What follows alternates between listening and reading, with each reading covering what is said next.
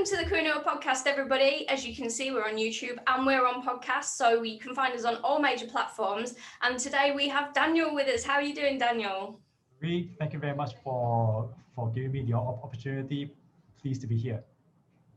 So would you mind giving us a brief overview of what you do and how you ended up doing it, how you got there? Well, so I help first-time leaders to lead successfully by enabling them to shift from an employee mentality to a leader mindset.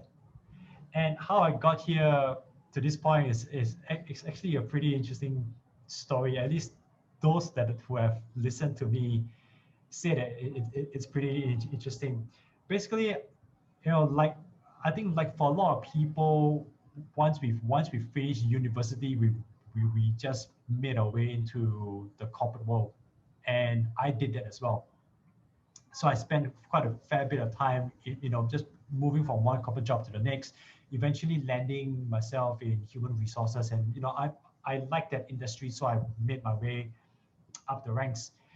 And it was about 2015, after about a decade working overseas, I came back to Singapore and I got myself a job in the banking sector here. And I was at one point responsible for a training budget of about $5 million. I was working for a really large English bank. You might have heard of that bank. It's called the Standard Chartered. Very big bank. Yeah. And so I was working out of the global operational office. So Standard Chartered is incorporated over in the UK, but they run their global operations out of Singapore here. And so I was working in the global operations. I was part of the group human resources team, and in particular, I have responsibility for $5 million for 2 business units, which is the equivalent of about 4,000 employees. And I had 4 colleagues who were indirectly reporting into me. Now, what do I mean by indirectly reporting into me is that despite the fact that I was responsible for $5 million in training, I wasn't officially a team leader of any sort. I was what I would call an individual contributor. So I was just a team member like anyone else. I had my own boss to report to, but I had this big sum of money. And in smaller organizations, I would have been the HR director. So I thought to myself, okay, I'm probably just one step away from getting that promotion to officially be a leader and to lead a team of my own. And then I remember it clearly. One day, my manager calls me up. I was working from home. It was around 3 p.m. and he says to me, Daniel, I need to have a chat with you. Now, when your boss starts out the conversation telling you that, I mean, the only thing that goes through most people's head is, something's up, right? And so, and my boss's name is Tim. And so I said, yeah, Tim, sure, go ahead. I thought he wanted to talk to me about my work. And he said, look, Daniel, I need to speak to you quite frankly. It's not about your work. And I thought, okay, great. It's not about my work. So what is it about? He said, it's about your leadership. As okay, Tim, could you tell me a little bit more about that? I need you to show more leadership. And I was stunned. I didn't have a comeback for that. I just thought to myself, leadership? What do you mean by that? So my response to him was, hey, look, Tim, I'm delivering results. I'm responsible for my stakeholders. I got no complaints whatsoever. So what's there to talk about leadership? Isn't that leadership? And he just said to me, no, it's not. That's what you're paid to do. Wow. Because leadership is like, how do you just do leadership? Yes, exactly. How do you just do leadership? And here's the thing, like a lot of people, I thought that if I had my university degree, that I was hitting my targets, that's enough. That will allow me to be seen as a leader. But apparently, to someone who understands leadership, that's not the case. And so that was really the beginning of the end for for my corporate life. Shortly after, there was a restructure in Standard Chartered, and I left. I went off to another bank that didn't work out, and I left. And then once I was out of the corporate sector, I asked myself, well, what am I going to do now? I got time for my family, but I got all this, but family doesn't take up all of my time, so I got other things to do. So why don't I try to figure out what is this thing called leadership? And so what I did was I just went to read a lot of books on leadership, hoping that, hey, look, all these leadership gurus, I'm sure they can give me the answers. But the more I read, the more I got confused, because one expert will say to me, hey, look, leadership is about influence. Another one will say, no, it's about self-awareness, or someone will say it's about contribution. And all these experts were all saying different things. And I thought to myself, wait a minute, what's the one singular answer that is leadership? And I just couldn't get it. And after reading at least one leadership book a month, I probably read over 30 leadership books over a 3-year period, and I still couldn't find my answer. In fact, I was more confused. I thought to myself, well, leadership can't be influence and contribution and collaboration and being self-aware, and managing up or managing down. It can't be all these things, right? There must be one singular answer to it. And so in the end, how things really started was I met my big business partner who said, hey, look, why don't you just come and help me in my training business? And I said to him, yeah, sure.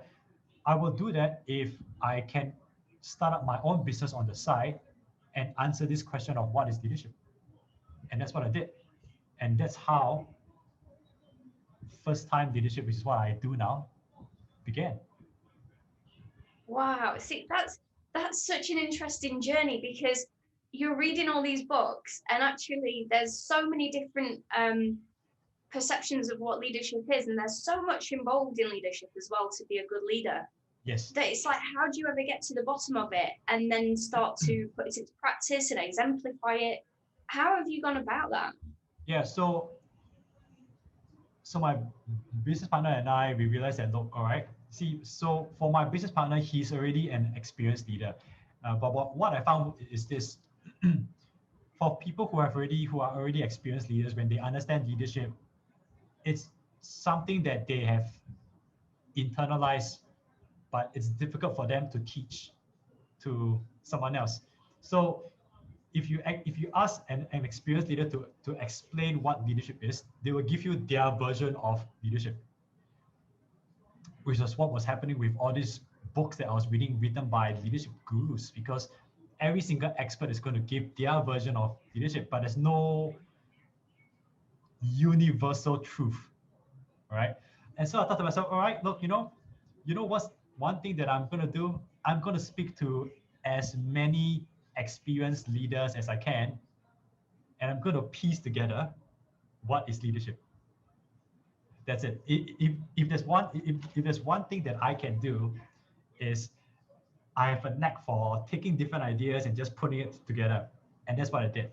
And it will be a journey that will take 21 months. We will end up interviewing 220 leaders from 37 countries in all 6 continents, except for Antarctica. I don't know who actually lives there. But in the process of after I've interviewed 60 to 70 leaders, I finally found my answer. I finally understood what is leadership. What's the secret? So leadership isn't one thing. So when someone tells you that leadership is influence, that person is correct. When someone tells you leadership is contribution, or it's collaboration, or it's self-awareness, or it's managing up or managing down, they're all correct. But here's the thing: leadership is everything. So leadership isn't one trait, it's a combination of traits. And that's why it's so confusing for people, because unless you know what is this combination, you are always going to be wondering, why did someone else tell you something different? Because what's happening is every single person, every single expert is going to look at leadership from their perspective. And that's why if you ask someone, they will always give you a different answer from someone else. And what I wanted was a holistic answer. And that's what I did. I think you're right, because I think when you go into different companies and different teams and different scenarios, you've got to adapt as a leader Yes. to what that needs. And it might be one day it needs accountability and the next day it needs empathy. So you have to have a toolkit and pull out the relevant skills. Exactly. And why a lot of first-time leaders, why I decided to focus on first-time leaders was well, I was an aspiring leader and I didn't really get that opportunity to formally lead a team. And then I learned that, hey, look, leadership isn't a position, it's a mindset that you have. And then when you have that right mind, when you have that leader's mindset, and then you can take the actions and speak in a way that really defines you, really allows people to recognize you as a leader. And I realized that journey of transforming yourself from being an employee like everyone else to become a leader, that's actually a really difficult journey. And I've spoken to quite a number of first-time leaders as part of the 220 that I've spoken with, and so many of them tell me that, look, they had little guidance. They just learned bits and pieces along the way. It takes them 2 to 3 years as a first-time leader before they are actually comfortable leading a team. And and so many of them said to me, hey, look, they wish that they just had a resource that could give them an entire view, or at least as holistic a view as possible of what leadership is. Yeah. And so I thought to myself, hey, look, this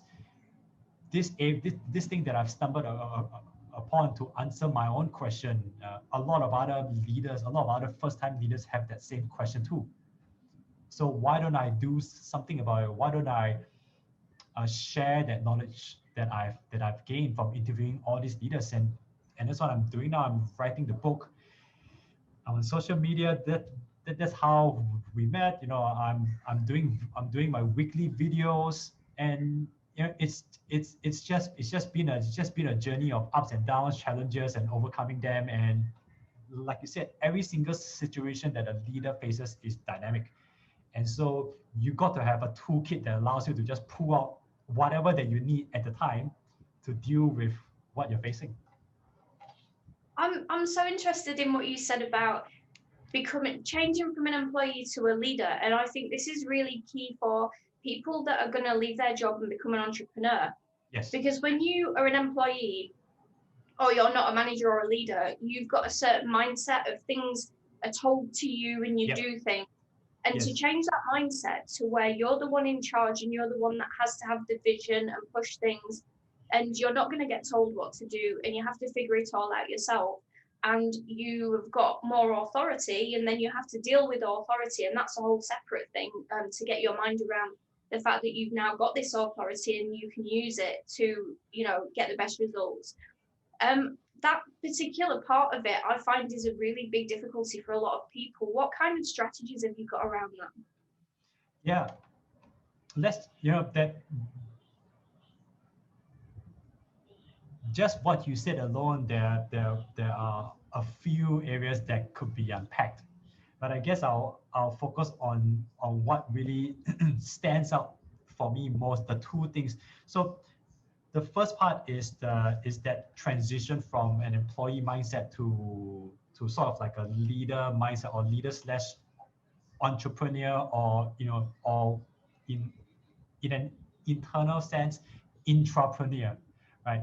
Because as you said, when you're an employee, you just follow the direction that's given to you, right? And once you become a leader, so not so much a leader as in the position, but once you start to have the leader's mindset, you need to think for yourself, like, is this the right position? Is this the right direction to take? Are there other options? Who can I go to find out for options? If I need to make a decision, what's the best way for me to make this decision?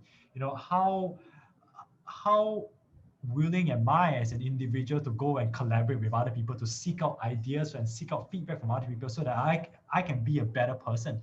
There's there's so many things that when you move from an employee mindset to a leader mindset, it's a very big shift. And when you're a leader, even if you're not an entrepreneur, you're not running your own business, you could be an intrapreneur. You could still be, you could still use the same traits of an entrepreneur who's running their own thing, but you're doing it within an organization. So you still need to manage up and manage down, manage your team, keep them motivated. You still need to as a leader in an organization, you still need to constantly improve improve. You need to be a role model, because when you are a leader, everyone's looking at you. You don't have to be in the spotlight, but you are always in the limelight. At some place, at some point, someone is looking at you, looking at the words, just listen to the words that you say, the actions that you take, the decisions that you make. And if you make a mistake and you don't own up as a leader, someone somewhere is going to keep a record of that and then pull it out and hit you with it, and when you least expect it. So leaders really face a lot of things, such as they have to be authentic, they have to be vulnerable. I think if you're a team member, as in if you're just an employee, you could sort of hide and just be anonymous.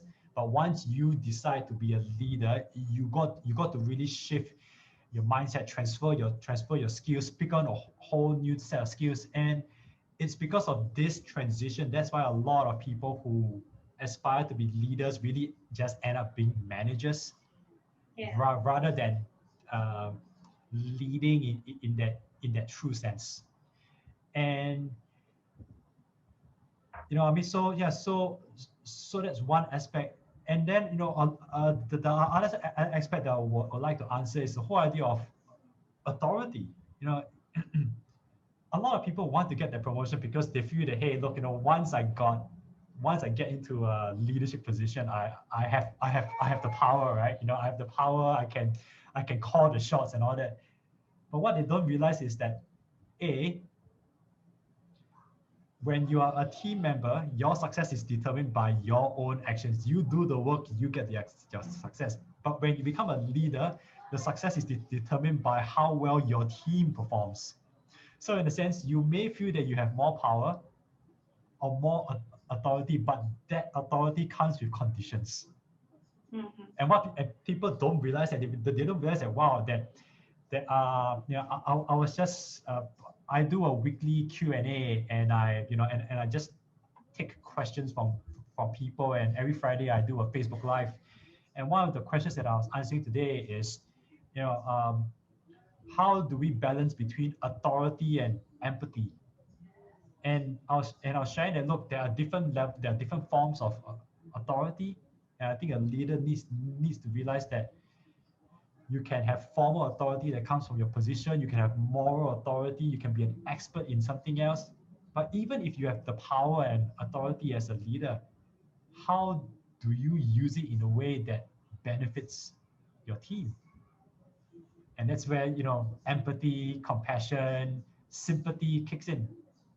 And there's just so many things in that transition from employee to leader. And I think that's something that has continued to keep me really interested so far. It's fascinating, isn't it? Just seeing, because leaders can be, they can have authority without having any formal authority. And yes, actually that's the best way to be, because as soon as you rely on formal authority, it means that you've lost your team. Yep. Yes. So that's really hard for people to understand. One example that I always think about is the team leader that I knew that gave themselves a bonus and said they'd done really, really well, but then they gave their team really bad marks for the year on their personal development. And I was thinking, how can you possibly do that? You're their leader. If your team is not doing very well, that's your problem. You shouldn't get a bonus. Yeah. I very much agree with you. And when I work with people, I ask them, so why, so let's just use that particular team leader who gave themselves a really good bonus, and everyone else in the team, they got really poor evaluations, right? Usually when I work with someone like that, I will ask them, why do you do that, right? What was going through your mind when that happens? And they will share with me, oh yeah, I thought it was this, I was doing that, this is my thought process, and I thought, okay, and I would say that's great. So what do you think is the impact of what you did? And then I would get them to sort of reflect and walk through that, and then and what I'll do is I'll get them to put themselves in the shoes of the team member, and then I ask them, look, what if your boss gave you what if your boss gave themselves a really good pay rise and gave you crap in your performance review? How would that make you feel? And then they'll talk about it, and after all they'll be like, oh gosh, what have I done? You know, it's many experts would say that self-awareness as a leader is a really understated trait. Yet from so many of the leaders that I've spoken with, it's one of the most important traits that really determines between whether someone is just going to be an average manager or if someone is going to have the potential to be a really good or really great leader. Just that self-awareness alone. Yeah, no, I agree, because I think part of it is you've got to let go of your ego. And especially Yes. when you've got a team and you have to either fight for your team or work with your team and understand your team, it can never be about you as a leader. It's always got to be about them. So you can't be going, oh, I'm really desperate to get this promotion and I want this bonus. It's not about you anymore. It's about the entire cohort of you lot all working together and, supporting each other to get the best result. Yeah, it is. And it's kind of a paradox, because when you are an employee, so when you are a team member like everyone else, your 80% of your focus is really on yourself, right? You may collaborate with your team, with your colleagues and all that, but ultimately you are trying to look really good in your performance review, so that at the end of the year your manager can give you, like, 5 out of 5 or something like that. And if you accumulate enough of these 5 out of 5s, eventually after 3 or 4 years you can get that promotion. So your focus is entirely on yourself. And then once they get the promotion to manage a team, the organization magically expects them to just do a 180 and start to focus 80% on the team and 20% on themselves. And it's almost like they're expected to just do it the very next day. Yeah. So if organizations don't start preparing their aspiring leaders, their potential leaders, their high performers or high potentials for what is the reality of leadership, then they're really setting up those aspiring leaders for failure when they do get that promotion. I think that's a real shame as well, that there's not really any kind of, in a lot of places, there's not any formal leadership training. And when somebody does get promoted out of a team, they're expected to manage everything, and they might be Yes. able to manage everything really well, but they might not be able to lead. And it's like you say, you can't make a mind shift of that magnitude overnight. So when you come back in on the next Monday and you're now the head of, you can't just be the head of, you need to understand what goes with that and how you need to shift your mindset, because it is very hard to do. And I know that I've been run over by it as being an entrepreneur. You initially come into being an entrepreneur and you think, oh, everybody else is the boss and they're going to tell me what to do and give me their paperwork and I'm going to sign it. When actually you need your own paperwork because you need to be legally covered yourself. But it's that mindset of saying, Yes. well, actually, I can do that now because I am an entrepreneur or a director or a leader, and people will accept that because this is the way things work. But for some reason, it's hard to get rid of that. Oh, I'm down here as an employee, and everybody else tells me what to do. And that's a mindset that it's taken me a couple of years to get around actually myself since I started my business. So I do not know how somebody could go from being a team member to a manager or a leader just really overnight with that huge mindset shift. Yeah, look, I agree with you. for myself, even this journey of being an employed person and an employed employee to being an entrepreneur, it's still something that I'm learning every single day. And there are no courses, there are really no courses out there that can teach you entrepreneurship that works for you, right? In many organizations, they really don't give much focus on training or developing their employees to prepare them to be at the very least a good manager. I mean, most of the time, you're a team member, you get promoted, you are now managing this team, and you're just expected to lead. It's just an assumption that you will figure it out for yourself, and you are thrown into the deep end. If the organization is sufficiently progressive, they will send you for training a few months after you have assumed the position. If not, then you just have to work it out. Now, when you are in that corporate setting, you're so busy just doing things, you don't really have the time to sit back and reflect and ask yourself, am I doing the right things here? Am I making the right decisions? What's the impact? You're just doing, getting the results that you have to achieve, so that the next day you can rinse and repeat and do it all over again. Yeah. And so that's one. I mean, because you and I know what it's like to have been an employee and to just be constantly running on that, on that wheel.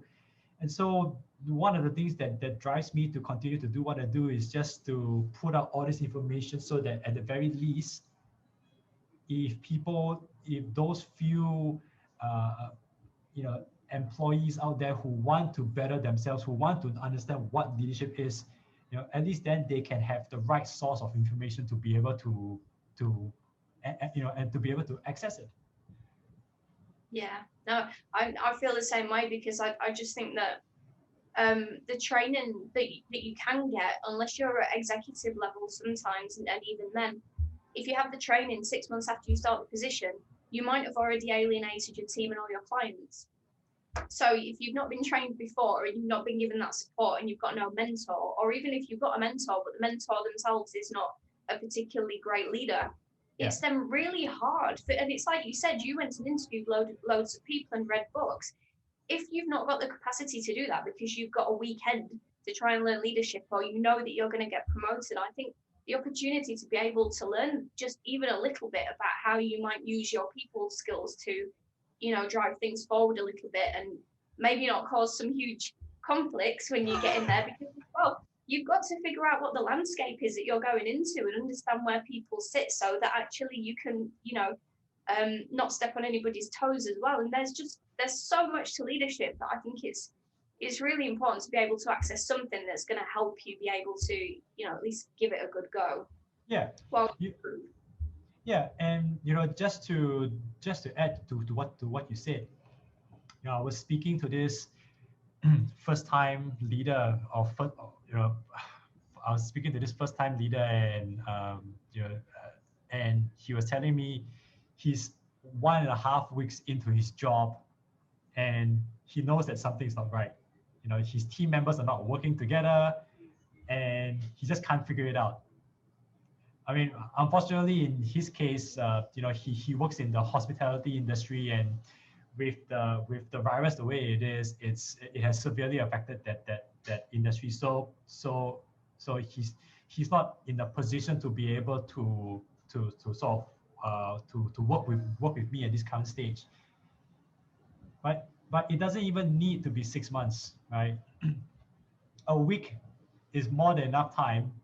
In fact, just the very first day alone is the opportunity for you, if you know what you are doing, to set things right with your team.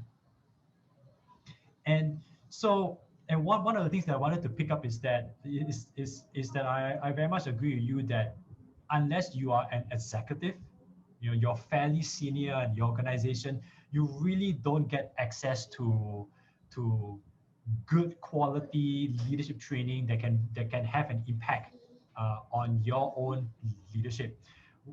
And so one of my objectives is, okay, if I if I understand the holistic view of leadership, and I mean that there's still a lot of things for me to learn as well. I mean, just give you an example. I put out a video today on a couple of basic steps on how you can build a high performing team, right? And immediately I get feedback from people saying, hey, what about this and what about that, and this and that, this and that. And I'm thinking to myself, whoa, these are just the basic steps. Let's not confuse first-time leaders with advanced strategies and techniques on how to build a high performing team. But but with feedback like this, I realized there is a real need for good quality information and training, and really usable information that can be applied for the first time leader. And that's what I'm committed to do. In fact, as part of that weekly Q&A that I do every single Friday, I get the opportunity to collate the questions that people ask. And I've just identified the first question that a lot of first-time leaders want to know, which is, how do I get my team to work together? It seems like a really basic question, right? That as an experienced leader, you sort of have an idea of how to get people to work together. But when you are a first-time leader and everything is brand new to you, it's a real question. It's a real challenge that you have. You just don't know how to get people to work together. You don't know the techniques that you can immediately apply. And that's something that I look forward to be able to put together, either as videos or as a blog or as an online course, to be able to directly answer that question. Here's what you can do. Like, it's just a simple case of, here are some techniques that you can do. Have you tried A, B, C, D, E?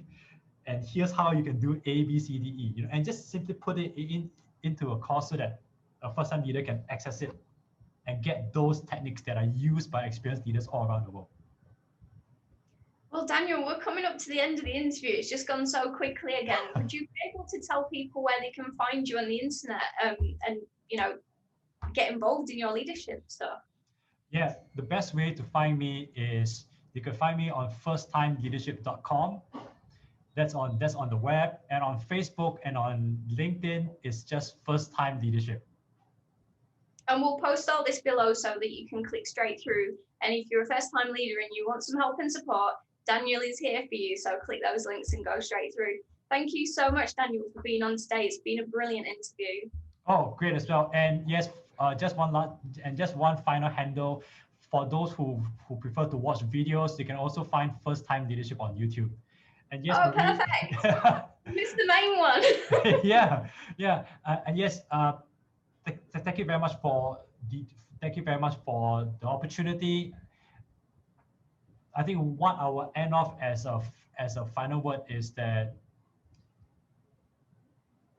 learning about leadership for the very first time can be really confusing. It was for me. And there are bound to be mistakes, right? No amount of knowledge or information that you consume when you're learning about leadership is going to substitute the need for practical experience. However, if you get your hands onto the right source of information, it can help speed up the process. And that's what I want to do. Give you, the first-time leader, the right source of information so that it's easier for you to be successful, so that it ends the confusion, so that you're clear and you know what you need to do. Oh, that's brilliant. Thank you so much for that, Daniel. That's absolutely fantastic. That's great, Marie. Thank you very much once again.